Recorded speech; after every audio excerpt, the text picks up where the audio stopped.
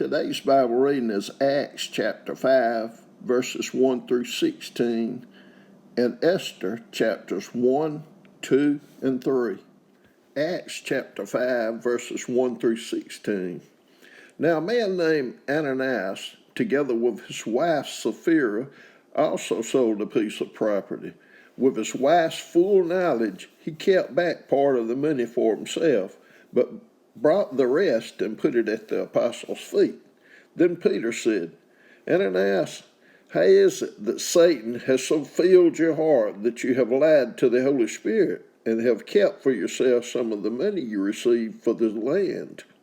Didn't it belong to you before it was sold? And after it was sold, wasn't the money at your disposal? What made you think of doing such a thing? You have not lied just to human beings, but to God. When Ananias heard this, he fell down and died, and great fear seized all who heard what had happened. Then some young men came forward, wrapped up his body, and carried him out and buried him. About 3 hours later, his wife came in, not knowing what had happened. Peter asked her, Tell me, is this the price you and Ananias got for the land? Yes, she said, that is the price. Peter said to her, How could you conspire to test the Spirit of the Lord? Listen, the feet of the men who buried your husband are at the door, and they will carry you out also. At that moment she fell down at his feet and died. Then the young men came in and finding her dead, carried her out and buried her beside her husband. Great fear seized the whole church and all who heard about these events.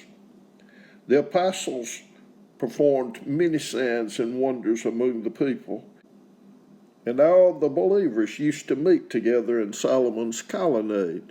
No one else dared join them, even though they were highly regarded by the people. Nevertheless, more and more men and women believed in the Lord and were added to their number. As a result, people brought the sick into the streets and laid them on beds and mats, so that at least Peter's shadow might fall on some of them as he passed by. Crowds gathered also from the towns around Jerusalem, bringing their sick and those tormented by impure spirits, and all of them were healed. Esther chapter 1. This is what happened during the time of Xerxes, the Xerxes who ruled over 127 provinces stretching from India to Cush. At that time, King Xerxes reigned from his royal throne in the citadel of Susa. And in the 3rd year of his reign, he gave a banquet for all his nobles and officials. The military leaders of Persia and Media, the princes, and the nobles of the province were present. For a full 180 days he displayed the vast wealth of his kingdom and the splendor and glory of his majesty. When these days were over, the king gave a banquet lasting 7 days in the enclosed garden of the king's palace for all the people from the least to the greatest who were in the citadel of Susa. The garden had hangings of white and blue linen, fastened with cords of white linen and purple material to silver rings on marble pillars. There were couches of gold and silver on a mosaic pavement of porphyry, marble, mother of pearl, and other costly stones. Wine was served in goblets of gold, each one different from the other, and the royal wine was abundant, in keeping with the king's liberality. By the king's command, each guest was allowed to drink with no restrictions, for the king instructed all the wine stewards to serve each man what he wished. Queen Vashti also gave a banquet for the women in the royal palace of King Xerxes. On the 7th day, when King Xerxes was in high spirits from wine, he commanded the 7 eunuchs who served him, Mehuman, Biztha, Harbona, Bigtha, Abagtha, Zathar, and Carcass, to bring before him Queen Vashti, wearing her royal crown, in order to display her beauty to the people and nobles, for she was lovely to look at. But when the attendants delivered the king's command, Queen Vashti refused to come. Then the king became furious and burned with anger. Since it was customary for the king to consult experts in matters of law and justice, he spoke with the wise men who understood the times and were closest to the king: Karshena, Sethar, Admatha, Tarshish, Meres, Marsena, and Memucan, the 7 nobles of Persia and Media who had special access to the king and were highest in the kingdom.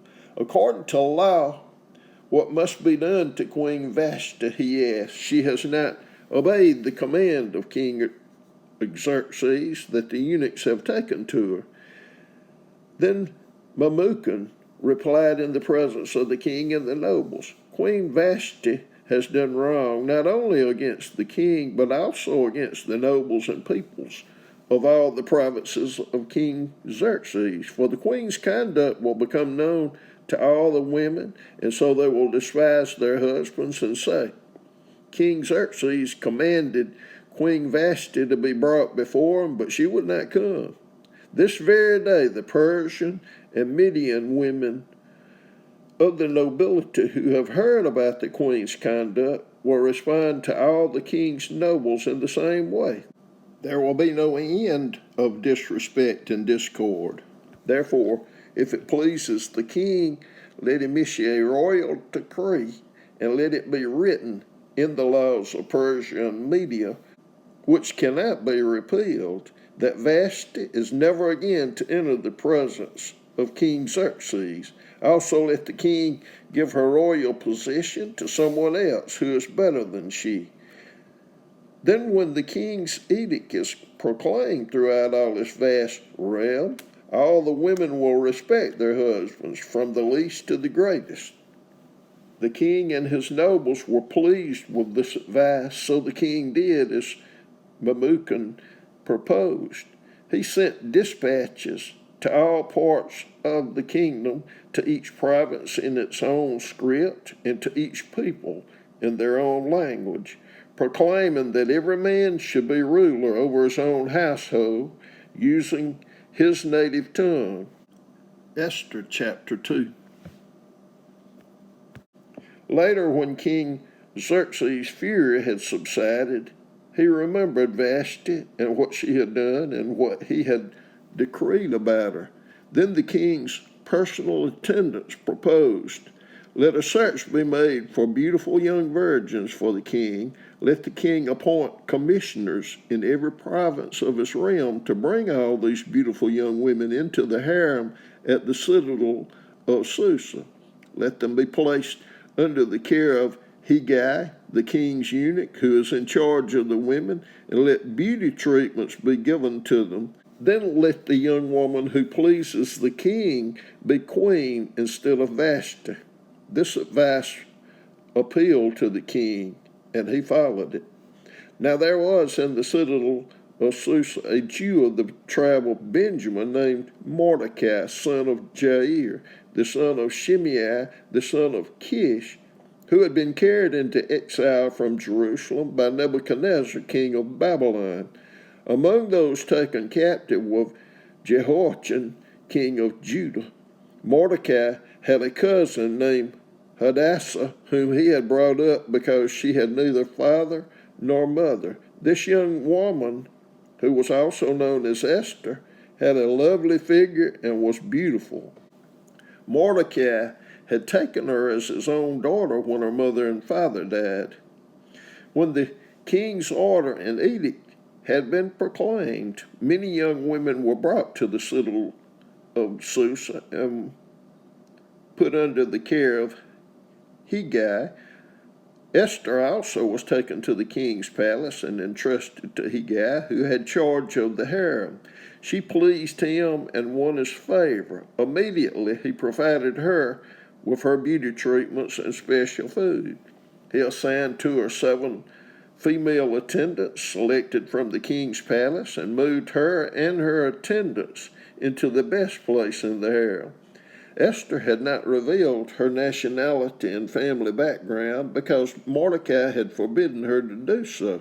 Every day he walked back and forth near the courtyard of the harem to find out how Esther was and what was happening to her. Before a young woman's turn came to go in to King Xerxes, she had to complete 12 months of beauty treatments prescribed for the women, 6 months with oil of myrrh and 6 with perfumes and cosmetics. And this is how she would go to the king. Anything she wanted was given to her to take with her from the harem to the king's palace. In the evening, she would go there, and in the morning return to another part of the harem to the care of Shaashgaz, the king's eunuch who was in charge of the concubines. She would not return to the king unless he was pleased with her and summoned her by name.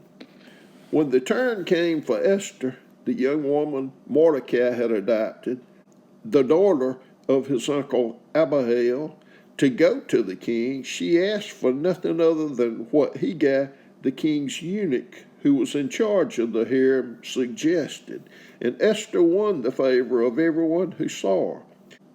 She was taken to King Xerxes in the royal residence in the 10th month, the month of Tebeth, in the 7th year of his reign. Now the king was attracted to Esther more than to any of the other women, and she won his favor and approval more than any of the other virgins. So he set a royal crown on her head and made her queen instead of Vashti, and the king gave a great banquet, Esther's banquet, for all his nobles and officials. He proclaimed a holiday throughout the provinces and distributed gifts with royal liberality. When the virgins were assembled a second time, Mordecai was sitting at the king's gate, but Esther had kept secret her family background and nationality, just as Mordecai had told her to do, for she continued to follow Mordecai's instructions as she had done when he was bringing her up. During the time Mordecai was sitting at the king's gate, Bigthana and Teresh, 2 of the king's officers who guarded the doorway, became angry and conspired to assassinate King Xerxes. But Mordecai found out about the plot and told Queen Esther, who in turn reported to the king, giving credit to Mordecai. And when the report was investigated and found to be true, the 2 officials were impaled on poles. All this was recorded in the book of the annals in the presence of the king. Esther chapter 3. After these events, King Xerxes honored Haman, son of Hammedatha, the Agagite, elevating him and giving him a seat of honor higher than that of all the other nobles. All the royal officials at the king's gate knelt down and paid honor to Haman, for the king had commanded this concerning him. But Mordecai would not kneel down or pay him honor. Then the royal officials at the king's gate asked Mordecai, "Why do you disobey the king's command?" Day after day they spoke to him, but he refused to comply. Therefore they told Haman about it to see whether Mordecai's behavior would be tolerated, for he had told them he was a Jew. When Haman saw that Mordecai would not kneel down or pay him honor, he was enraged. Yet having learned who Mordecai's people were, he scorned the idea of killing only Mordecai. Instead, Haman looked for a way to destroy all Mordecai's people, the Jews, throughout the whole kingdom of Xerxes.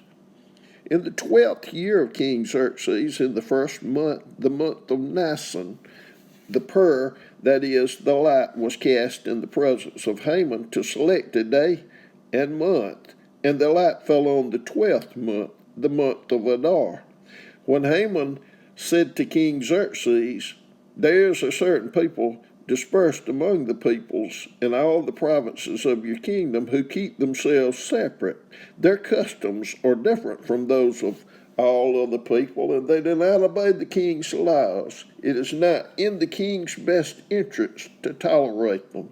If it pleases the king, let a decree be issued to destroy them, and I will give 10,000 talents of silver to the king's administrators for the royal treasure. So the king took his signet ring from his finger and gave it to Haman, son of Hammedatha of the Agagite, the enemy of the Jews. Keep the money, the king said to Haman, and do with the people as you please. Then on the 13th day of the first month, the royal secretaries were summoned. They wrote out in the script of each province and in the language of each people all Haman's orders to the king's satraps, the governors of the various provinces, and the nobles of the various peoples. These were written in the name of King Xerxes himself and sealed with his own ring. Dispatches were sent by couriers to all the king's provinces and with orders to destroy, kill, and annihilate all the Jews, young and old, women and children, on a single day, the 13th day of the 12th month, the month of Adar, and to plunder their goods.